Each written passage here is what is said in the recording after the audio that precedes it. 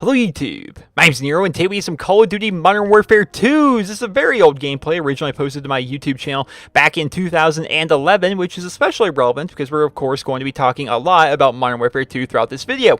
You may be thinking to yourself, Nero, why don't you just hop on your 360 and record some new Modern Warfare 2 footage rather than using footage from like 4 years ago? And to you I say, that's a good point, but I don't know where my Modern Warfare 2 is right now. I looked high and low, couldn't find it, and I don't really feel like, buying it off the marketplace or going out and buying a new copy just to record footage for one video. So I feel as though some old footage will work just fine. Once again, this footage was originally recorded and posted back in 2011 here on my YouTube channel, so chances are a lot of you guys haven't seen it anyway. The gameplay you're watching is actually a game of Team Deathmatch here on the map Underpass, one of the worst maps in Modern Warfare 2 in my opinion, but we're using the TAR 21 with the Mars site and getting ourselves a pretty good score. So hopefully you guys will all sit back, relax, and enjoy the gameplay. Today, ladies and gentlemen, like I said, we're going to be talking about Modern Warfare 2, and I didn't post a video yesterday, and I could have definitely talked about this yesterday, but allow me to explain what happened. So as a YouTuber, you work an odd schedule because you make your own schedule. A traditional job says that you have a boss, the boss will be down your throat, you'll probably lose your job if you show up to your job late or if you're going in at the wrong time, that kind of stuff, right? You're on a schedule. You got someone always breathing down your neck to be on a schedule. When you're a YouTuber, you make your own schedule. You're your own boss. So you'll find that myself, as well as a lot of other YouTubers, have really bad and odd sleep patterns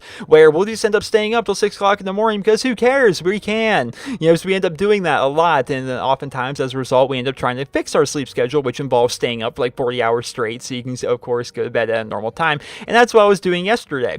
Now of course this news started coming out yesterday. A lot of people start talking about this petition over on change.org. If you guys like to go ahead and check it out, there's a link to it down in the video description, where basically a young man from Australia is actually trying to petition Activision as well as Infinity Ward to remaster Modern Warfare 2 for next-gen systems. And a lot of people are tweeting this at me like, Nero, check this out, make a video of this, get this some promotion, let's talk about this, let's get people to sign this petition so we can hopefully get a remastered Modern Warfare 2 on our next-gen consoles.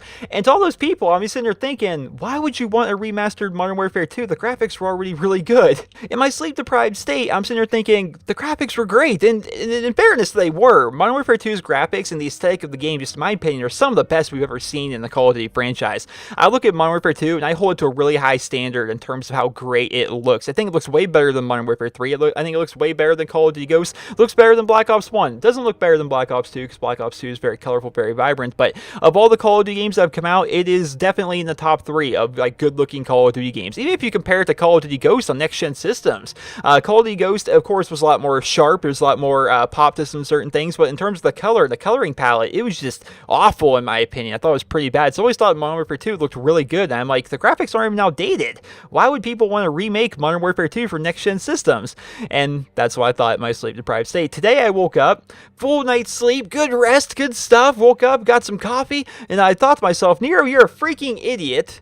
They didn't want to remake Modern Warfare 2 for the graphics. They wanted to remake it so the game's not broken, which I totally understand. Once again, yesterday in my sleep-deprived state, I didn't put 2 and 2 together. It just wasn't clicking for me, but I completely understand it today. So this game itself is actually pretty broken. Modern Warfare 2, throughout the entirety of its life cycle, as well as going forward, has always been a broken game. It's what it always has been. It's always what it will be. It's a broken game. And that may sound bad, and let me explain myself. It, by design, is a very broken game. So the original Infinity Ward team put this game together. Now, if you guys know the whole story about this, I'll try and make it short because I talk about it a lot here on my channel, and for some people it's repeat information, and of course I don't like to try and do that here on my channel, but still, there's a few people out there that don't know this story. So the original Infinity Ward team, Infinity Ward, they made Call of Duty 4, Modern Warfare 2, Modern Warfare 3, Ghost. The original Infinity Ward team, who made the older Call of Duties as well as COD 4 and Modern Warfare 2, they had a legal issue with Activision during the life cycle of Modern Warfare 2. And what ended up happening was the entire Infinity Ward team, like all 40 plus people, except for maybe 2 or 3, all quit their job at Infinity Ward, and they actually went and they made Respawn Entertainment, which of course is the studio that made Titanfall.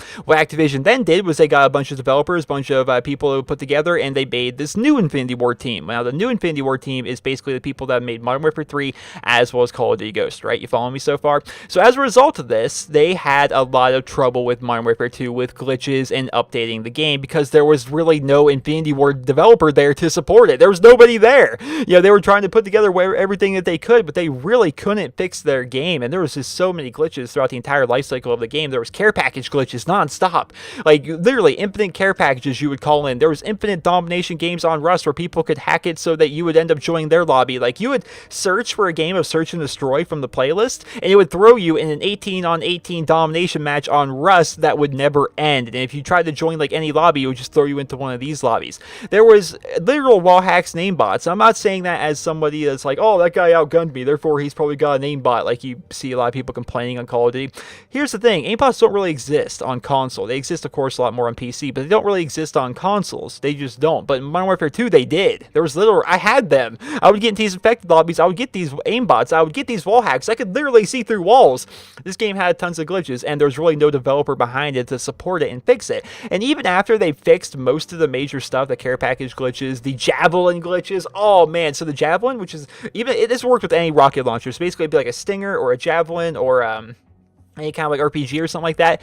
Basically, you could do, I forget what you did to do it, but you basically walk around as a nuke, and whenever anybody would shoot you while you were using this glitch, you would basically just explode with like the blast radius of a nuke, and it was really, really bad because you had these rocket launchers that were designed to be like blowing up air support. You had them blowing up on the ground because, of course, they have to do a ton more damage to the air support than they would like a normal soldier. Like an RPG will do a set amount of damage, well, like a stinger will do a lot more damage because it's designed to take down chopper gunners and stuff like that, you know. So there were just so many glitches, and there was no developer behind it to support it, and as a result, the game really kind of suffered. But at the exact same time, the game itself was still fun. When you got into a good lobby, when these glitches were eventually patched, the game itself was a blast. It was super revolutionary in the Call of Duty franchise. I talk about Call of Duty 4 often, saying how revolutionary that was, and it still is. It's still the most revolutionary in my opinion. You had the implementation of the prestige system, you had the implementation of kill streaks and create a class and unlocking and challenges and all kinds of cool stuff with that. It was definitely good. Call of Duty 4 revolutionized Call of Duty franchise to what it is today. And the next, if I had to make a list, the second most revolutionary Call of Duty would definitely be Modern Warfare 2. They added in customizable kill streaks, as well as just really kind of revamped the entire customization of your character, as well as your gun loadouts and things like that. So, of course, before this, all we had was UAV and airstrike and attack helicopter. In COD 4, we had UAV, artillery, and dogs in Call of Duty World at War. It's basically 3-5-7. You couldn't change your kill streaks. That's what you had. In Modern Warfare 2, look how many kill streaks are in Modern Warfare 2. Predators, AC-130s, chopper gunners, nukes, Pavlos. You had sentry guns thrown out, UAVs and counter UAVs, emergency airdrops. You had lots of cool stuff, man. It was a blast. And they also added in a ton more customization, added in a lot more perks, added in a lot more attachments, and it was a really cool game. They really took the Call of Duty formula and continued to expand upon that. And because of that, I feel as though people really enjoyed the game because there's a lot of good memories with this game. And I can see why over there, once again, on change.org, people would like to see this game actually remastered for next-gen systems. I saw a lot of comments and a lot of feedback of people saying that, yeah, Infinity Ward should work on this. Instead of working on their new game, they should work on this. And they asked what my thoughts were on that, and I'll give you my thoughts on that right here. So there's no doubt in my mind that Infinity Ward is working on a Call of Duty Ghost 2. If you looked at Call of Duty Ghost and you looked at the end of the campaign and you played that, they definitely set them up for a Call of Duty Ghost 2.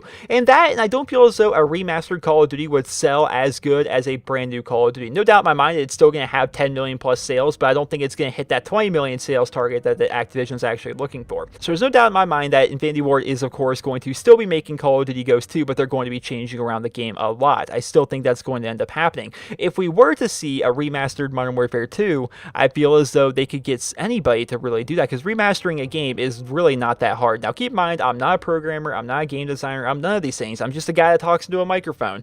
But from what I understand, it's not that hard to basically port over a game and change over a couple of things. All they really need to do is rework the entire idea of the one-man army perk, which I'm not sure how you could do that. If you guys have a suggestion in the comments, please put this down in the comments for me.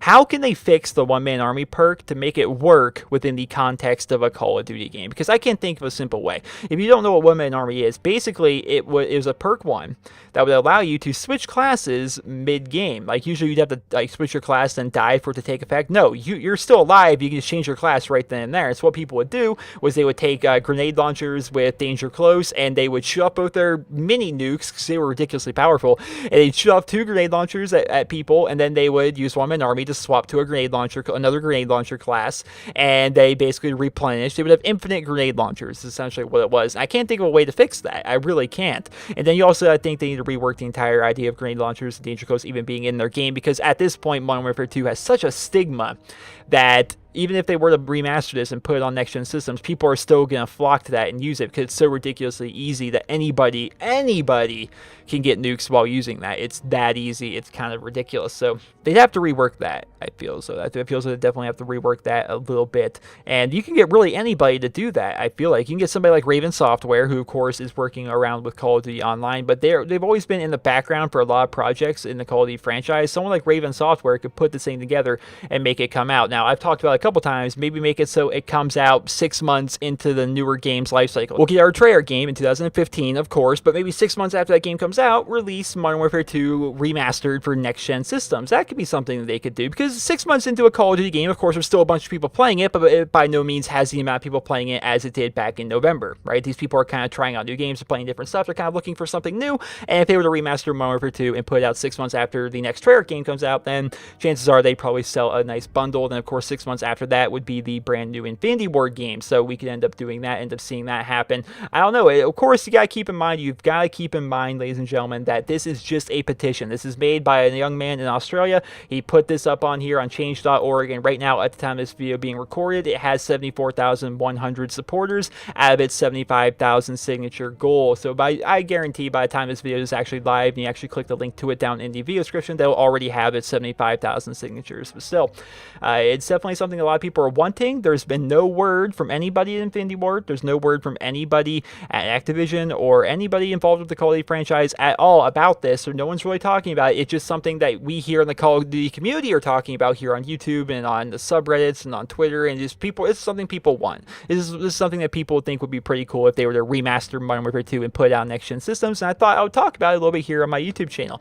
I think it could work. I definitely think it could work. Once again, to kind of reiterate, I feel so Infinity Ward could do this well, but they're not going to have a team which is as name brand as Infinity Ward and as big and as paid as Infinity Ward is. It's a giant studio. Puts out, whether you like Infinity Ward's games or not, they still sell 15, 20 million copies of their game, right? They're a big studio, so they're definitely going to be working on Call of Duty Ghosts 2. They're definitely going to be working on that, even though, like I talked about in the video, they had some troubles with keeping players playing their game during Call of Duty Ghosts, the original Ghosts. They had trouble with that, and no doubt Activision's taking notice of that, and they're going to be having them reworking their games a little bit.